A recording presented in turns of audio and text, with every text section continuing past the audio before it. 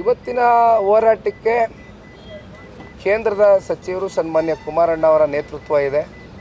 ಜೊತೆಯಲ್ಲಿ ಪಕ್ಷದ ಎಲ್ಲ ಗೌರವಾನ್ವಿತ ಶಾಸಕರು, ಮಾಜಿ ಶಾಸಕರು, ಮುಖಂಡರು, ಕಾರ್ಯಕರ್ತ ಬಂಧುಗಳು ಇಡೀ ರಾಜ್ಯಾದ್ಯಂತ ಆಗಮಿಸ್ತಾ ಇದ್ದಾರೆ.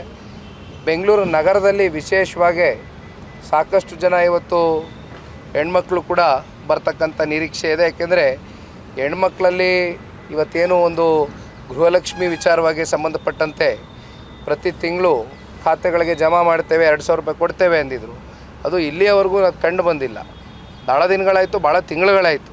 ಕಳೆದ ಉಪಚುನಾವಣೆ ಸಂದರ್ಭದಲ್ಲಿ ಜ್ಞಾಪಕ ಬಂದಿತ್ತು, 3 ಚುನಾವಣೆಯಲ್ಲಿ ಹಾಕಿದರು. ಚನ್ನಪಟ್ಟಣ ಆಯಿತು, ಸಂಡೂರು ಆಯಿತು, ಶಿಗ್ಗಾವಿ ಆಯಿತು.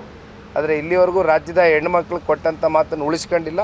ಈ ರೀತಿ ಸಾಕಷ್ಟು ಆಕ್ರೋಶಗಳಿದೆ ಇವತ್ತು ಜನಸಾಮಾನ್ಯರಲ್ಲಿ.